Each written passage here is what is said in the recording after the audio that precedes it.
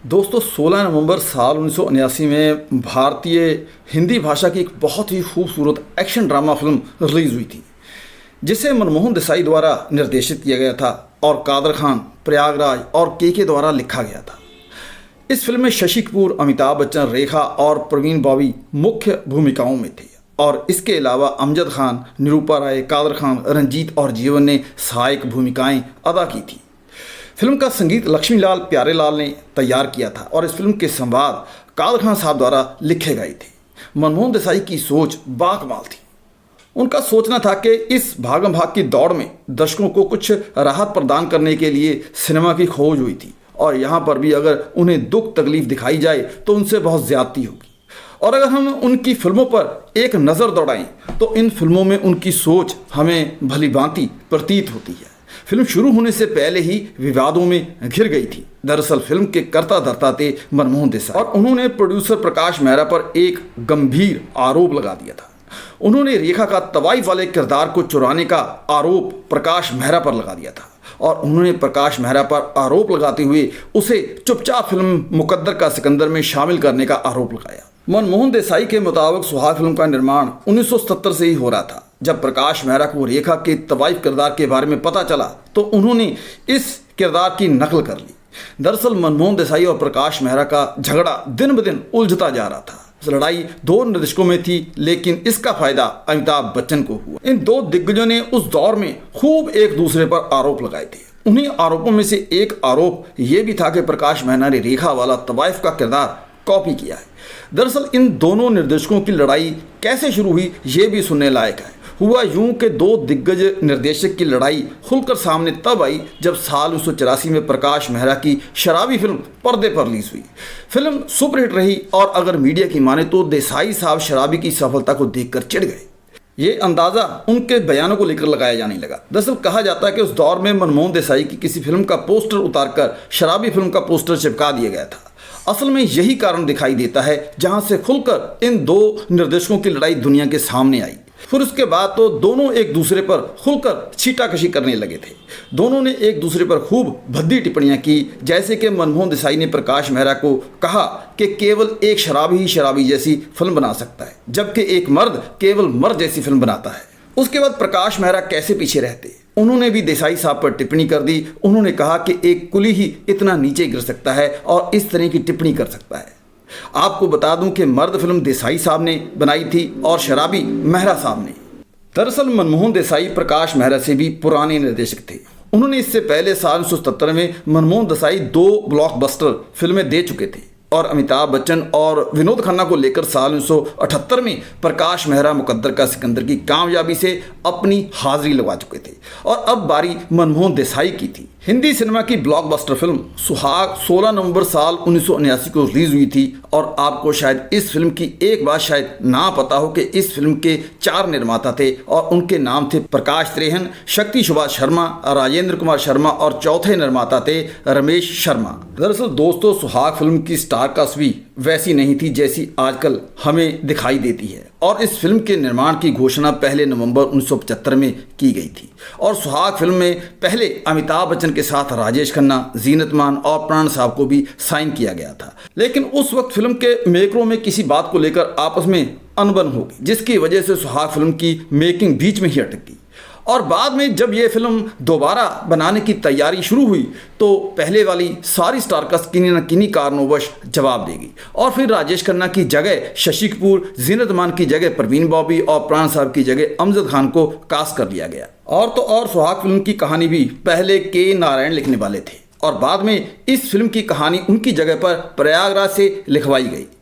इस star cast की एक बात और भी है जो शशि कपूर की चार्मिंग लुक को साबित करती है, वो ये कि सुहाग फिल्म में शशि कपूर के पिता के किरदार में अमजद खान थे, जबकि अमजद खान साहब शशि कपूर से लगभग 2 साल छोटे थे। ना तो फिल्म की रिलीज के वक्त किसका ध्यान इस चीज़ पर गया और ना ही आज कोई मानने के लिए तैयार है कि शशि कपूर से छोटे अमजद खान ने फिल्म में शशि कपूर के पिता का किरदार निभाया था।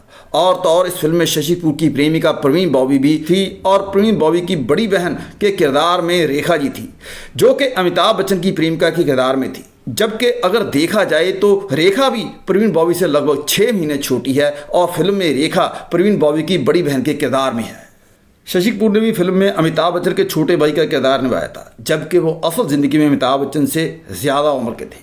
शशि कपूर ने सुहाग के अलावा दीवार, 2 और 2, 5, नमक हलाल जैसी फिल्मों में अमिताभ बच्चन के छोटे भाई की भूमिका निभाई थी, लेकिन एक और सिर्फ एक फिल्म है जिसमें शशि कपूर ने अमिताभ बच्चन के बड़े भाई का किरदार निभाया था। वो फिल्म थी साल 1981 में आई फिल्म सिलसिला। केवल सिलसिला फिल्म में ही शशि कपूर अमिताभ बच्चन के बड़े भाई के किरदार में थे, बाकी तकरीबन सारी फिल्मों में शशि कपूर अमिताभ बच्चन के छोटे भाई के किरदार में ही नजर आए थे। और दूसरी तरफ फिल्म में प्रवीण बॉबी ने रेखा की छोटी बहन का किरदार निभाया था, जबकि प्रवीण बॉबी जी रेखा से ही थी। इसी फिल्म के दौरान मनमोहन देसाई साहब का एक बहुत बड़ा विवाद राइटर जोड़ी सलीम जावेद से भी हुआ था। अब अगर मीडिया की माने तो उस दौर में राइटर सलीम द्वारा ये कहा जा रहा था कि मनमोहन देसाई साहब पहले सुहाग फिल्म की कहानी सलीम जावेद से लिखवाना चाहते थे, लेकिन देसाई साहब का जब इस बयान पर अपना जवाब आया तो सभी को ऐसा लगा कि देसाई साहब की राइटर जोड़ी से कुछ विवाद तो ज़रूर है। देसाई साहब ने जवाब में कहा था कि वो इतने बड़े पागल नहीं हैं कि वो ऐसे लोगों को कहानी लिखने के लिए दे जिन्होंने पहले ही पैसों के लालच में उनके साथ धोखा किया। दरअसल अब आप ये जानना चाहेंगे कि ये माजरा क्या था। तो दोस्तों, अगर मीडिया की माने तो साल 1977 में आई फिल्म ईमान धर्म को पहले मनमोहन देसाई निर्देशित करने वाले थे और उस फिल्म की कहानी के राइटर सलीम जावेद थे, लेकिन उन्हें इस कहानी के ज़्यादा पैसे मिल रहे थे तो उन्होंने देसाई साहब की परवाह किए बगैर ईमान धर्म फिल्म की कहानी प्रेम जी को बेच दी, जिसके फलस्वरूप देसाई साहब को फिल्म से किनारे कर दिया गया। सलीम साहब जब ये कह रहे थे कि देसाई साहब उनसे फिल्म की कहानी लिखवाना चाहते थे, देसाई साहब ने यहाँ तक कहा कि ये सब कुछ झूठ है और ये सलीम और जावेद ही थे जिन्होंने पहले पैसे के कुछ मामलों में उनके साथ गंदा व्यवहार किया था। और उन्होंने यहाँ तक कहा था कि उन्होंने पैसे के सौदे को लेकर विश्वास का उल्लंघन किया है। मनमोहन देसाई ने कहा कि क्या मैं सलीम और जावेद से सुहाग फिल्म की स्क्रिप्ट लिखवाने के लिए कहने के लिए पागल हूँ। देसाई साहब ने आगे कहा था कि मैं सलीम और जावेद दोनों को ये साबित करने के लिए चुनौती देता हूँ कि मैंने उनसे मेरे लिए स्क्रिप्ट लिखने के लिए संपर्क किया था। वे मजाक कर रहे होंगे और बाहर की बातें कर रहे होंगे। गूगल पर तो यहाँ तक लिखा हुआ है कि आज तक उन्होंने अनगिनत निर्माताओं का विरोध किया है और इसलिए वो दिन दूर नहीं जब सलीम को अपने घर और चूल्हे को जलाने के लिए चरित्र अभिनय का सहारा लेना होगा। सुहाग फिल्म से पहले 1977 में मनमोहन देसाई की फिल्म चाचा भैया की स्क्रिप्ट भी राइटर जोड़ी से ही लिखवाई जानी थी, लेकिन बाद में मनमोहन देसाई ने उस फिल्म की कहानी के लिए राइटर जोड़ी को कभी कांटेक्ट ही नहीं किया। मनमोहन देसाई ने तो राइटर जोड़ी की स्क्रिप्ट लिखवाने वाली बात को लेकर उन्हें चैलेंज भी किया, लेकिन राइटर सलीम खान ने किसी भी तरह का इसके विपरीत कोई भी जवाब नहीं दिया। सुहाग फिल्म से जुड़ा एक किस्सा ये भी है कि सुहाग फिल्म का एक सीन ऐसा है जिसमें शशि कपूर की जान भी जा सकती थी। वो सीन है क्लाइमेक्स का वो सीन जिसमें शशि कपूर और अमिताभ बच्चन एक हेलीकॉप्टर के नीचे बिना किसी लाइफ सपोर्ट सिस्टम के लमक रहे होते हैं और हेलीकॉप्टर बहुत ऊंचा उड़ रहा होता है। दरअसल हुआ ये कि वो दौर पहले तो इमरजेंसी का दौर था और उस दौर में प्राइवेट हेलीकॉप्टर मिलना नामुमकिन सी बात थी। इसलिए पहले तो मनमोहन देसाई ने सरकार से एक हेलीकॉप्टर के लिए गुजारिश की, लेकिन पहले तो कोई दिन जवाब ही नहीं आया। लेकिन मनमोहन देसाई क्लाइमेक्स को हेलीकॉप्टर के साथ ही शूट करना चाहते थे। उनके बार बार गुजारिश करने के बाद मंत्रालय से कोई जवाब नहीं आया तो उन्होंने खुद जाकर मिलने का निर्णय लिया। तब देसाई साहब की इस मांग को पूर्ण तौर पर ठुकरा दिया गया, लेकिन देसाई साहब हेलीकॉप्टर के साथ ही सीन को शूट करना चाहते थे तो उन्होंने ये सीन सिंगापुर में जाकर शूट करने का निर्णय लिया और वहां पर यह सीन ऐसे शूट हुआ कि शशि कपूर ने उस दिन दोबारा कोई भी एक्शन सीन शूट करने से तौबा कर ली, क्योंकि वो सीन शशि कपूर और अमिताभ बच्चन के लिए बहुत ही मुश्किल सीन था। अमिताभ बच्चन तो वो सीन करने के लिए राजी थे, लेकिन शशि कपूर अपने पैर पीछे खींच रहे थे। लेकिन जब देसाई साहब ने उन्हें पूर्णतः यकीन दिलाया कि यह सीन पूरी तरह सुरक्षित है तो शशि कपूर हेलीकॉप्टर के नीचे झूलने के लिए राजी हुए। लेकिन जब हेलीकॉप्टर लगभग 100-150 मीटर ऊपर गया तो शशि कपूर मारे डर के घबराने लग गए। उनके हाथ में पसीना आने लगा और डर के मारे उन्होंने अपनी आंखें बंद कर ली। ये सारा मंजर मनमोहन देसाई नीचे खड़े दूरबीन से देख रहे थे। उन्हें साफ साफ पता चल रहा था कि शशि कपूर डर गए हैं और पसीने की वजह से उनके हाथ फिसल रहे हैं। तो मनमोहन देसाई ने सीन कट करने की आवाज़ देना शुरू कर दी, लेकिन एक तो हेलीकॉप्टर की ऊंचाई और दूसरा उस दिन तेज हवा का चलना और तीसरा शशि कपूर की आंखें बंद, इस वजह से देसाई साहब के सीन कट कहने की आवाज़ किसी को सुनाई ही नहीं दी। लेकिन अमिताभ बच्चन ने उस दिन शशि कपूर का साथ दिया और उनकी मदद की, तब जाके ये सीन पूरा हुआ। और जब हेलीकॉप्टर नीचे आया तब मनमोहन देसाई और शशि कपूर की जान में जान आई।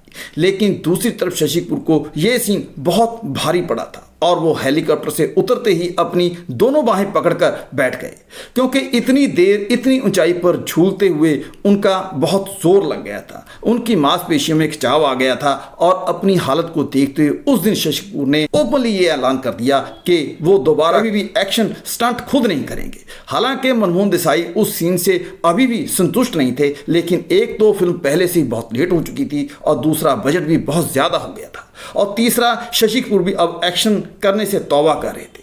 तो देसाई साहब ने उस शॉट को फाइनल शॉट डिक्लेयर कर दिया। ये तो ठीक है कि उन्होंने फिर कभी भी एक्शन स्टंट सीन शूट नहीं किया होगा, लेकिन एक बार शशि कपूर अभिनेत्री राखी की जान उन्होंने अपनी जान पर खेलकर बचाई थी। दरअसल साल 1972 में जानवर और इंसान फिल्म की शूटिंग चल रही थी और शेर के साथ वो सीन शूट किया जा रहा था। शेर को पकड़ने के लिए खड्डे किए गए थे, लेकिन उन खड्डों में शेर की बजाय राखी गिर गई। शशि कपूर ने अपनी जान पर खेलकर राखी गुलजार को शेर से बचाया था और यह किस्सा खुद राखी गुलजार शशि कपूर के लिए सुनाते हुए गर्व महसूस करती है। इस फिल्म को तेलुगु में सत्यम शिवम 1981 के नाम से भी बनाया गया था, जिसमें एन.टी. रामाराव ने अभिनय किया था और इसके अलावा इस फिल्म में अक्कीनेनी नागेश्वर राव, श्रीदेवी और रति अग्निहोत्री भी शामिल थे। सुहाग फिल्म रिलीज होने के बाद सुपरहिट जा रही थी और ये देखकर शशि कपूर और अमिताभ बच्चन भी बहुत एक्साइटेड थे और उन दिनों वो लंदन में थे। तो उन्होंने सोचा कि चलो किसी थिएटर में जाकर पब्लिक का रिस्पॉन्स देखा जाए और हो सके तो लोगों के साथ दो बातें भी हो जाएंगी कि उन्हें फिल्म कैसी लगी, और उनके मन में आया कि लोगों को सरप्राइज भी मिल जाएगा। लेकिन उन्हें यह नहीं पता था कि ये सरप्राइज उनके लिए ही सरप्राइज हो जाएगा। जब वो थिएटर में पहुंचे तो लोगों ने उन्हें अपने कंधों पर उठा लिया और जोर जोर से चिल्लाने लगे। उस दिन वो लोग बिना किसी सिक्योरिटी गार्ड के ही वहां जा पहुंचे थे, लेकिन शुक्र है उनके साथ एक दो लोग थे जिन्होंने अमिताभ बच्चन और शशि कपूर को बड़ी मुश्किल से पब्लिक के हाथों से बचाया। वो पहला वाकया था जब अमिताभ बच्चन को अपनी लोकप्रियता का अंदाजा हुआ था। सुहाग फिल्म से जुड़े कुछ किस्से ऐसे हैं कि जब मनमोहन देसाई ने प्रवीण बॉबी को फिल्म में लेने के लिए अप्रोच किया था तो प्रवीण बॉबी ने देसाई साहब को पहल ये फिल्म करने से मना कर दिया था, क्योंकि उन्होंने देसाई साहब से कहा था कि वो कबीर बेदी के साथ यूरोप घूमने के लिए जा रही हैं। जब मनमोहन देसाई ने प्रवीण बॉबी से पूछा कि वापस कब आओगी, तो प्रवीण बॉबी ने कहा कि वापसी के लिए कोई निश्चित समय तय नहीं किया, लेकिन देसाई साहब ने प्रवीण से कहा कि कोई बात नहीं, वो उसका इंतजार करेंगे। लेकिन जब 2-3 महीने गुजर गए तो देसाई साहब को मजबूरन सिमी ग्रेवाल को कास्ट करना पड़ा और बाद में प्रवीण यूरोप से करीब 6 महीने बाद वापस लौटकर आ गई। और प्रवीण जब लौटी तो वो सीधे देसाई साहब के पास आई और उनसे पूछने लगी कि अभी आपने किसी और को फिल्म में लिया तो नहीं। दरअसल मनमोहन देसाई का इस फिल्म के लिए पहली पसंद प्रवीण बॉबी ही थी, तो इसलिए उन्होंने सिमी को मना करके प्रवीण बॉबी को इस फिल्म में दोबारा शामिल कर लिया। इस फिल्म के इतना लेट होने का कारण ये भी है कि इस फिल्म की मेकिंग के दौरान ही साल 1979 में अप्रैल महीने में मनमोहन देसाई की पत्नी जीवन प्रभा देसाई की मौत हो गई थी और इसी वजह से देसाई साहब ने सुहाग फिल्म को अपनी पत्नी जीवन प्रभा देसाई को डेडिकेट कर दिया।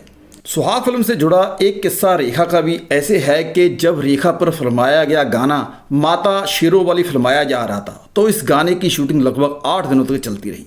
तो रेखा शूटिंग के दौरान रात को माता की मूर्ति के पीछे जाकर सो जाती थी। प्रवीण बॉबी और शशि कपूर पर फिल्माया गया गाना मैं तो बेघर हूँ अपने घर ले चलो, यह गाना उस दौर में सत्यम सुंदरम हॉल के बाहर फिल्माया गया था, जो कि उस वक्त नया ही बनाया गया था। सुहाग फिल्म का नाम मनमोहन देसाई बदलकर मां कसम रखने वाले थे, लेकिन उन्हें ख्याल आया कि विनोद मेहरा के साथ इसी शीर्षक को लेकर एक फिल्म और बन रही है, तो देसाई साहब ने ये आइडिया ड्रॉप कर दिया। सुहाग फिल्म की खास बात ये भी है कि अमजद खान ने सुहाग फिल्म में अपनी आवाज़ के साथ एक एक्सपेरिमेंट किया था। उन्होंने अपनी आवाज़ को थोड़ा भारी और कर्कशनुमा संवाद में बोला था और सुहाग फिल्म के अलावा परवरिश और मुकद्दर का सिकंदर फिल्म में भी अपनी आवाज़ में बदलाव किया था। उसका कारण ये था कि राइटर जोड़ी सलीम जावेद ने शोले फिल्म में उनकी आवाज़ की बहुत आलोचना की थी, जिसकी वजह से अमजद खान साहब का राइटर जोड़ी से काफ़ी मनमुटाव भी हो गया था। राइटर जोड़ी के हिसाब से खान साहब की आवाज़ बहुत हल्की थी, जबकि अगर देखा जाए तो अमजद खान की आवाज़ दर्शकों को शोले फिल्म में बहुत पसंद आई थी। अमजद खान, अमिताभ बच्चन, शशि कपूर, प्रवीण बॉबी, रेखा जैसे सितारों की वजह से और मनमोहन देसाई के डायरेक्शन में बनी सुहाग नामक फिल्म सुपरहिट साबित हुई। 1 करोड़ 20 लाख में बनी इस फिल्म ने 5 करोड़ रुपए कमाए और उस साल की सुपरहिट ब्लॉकबस्टर फिल्म साबित हुई।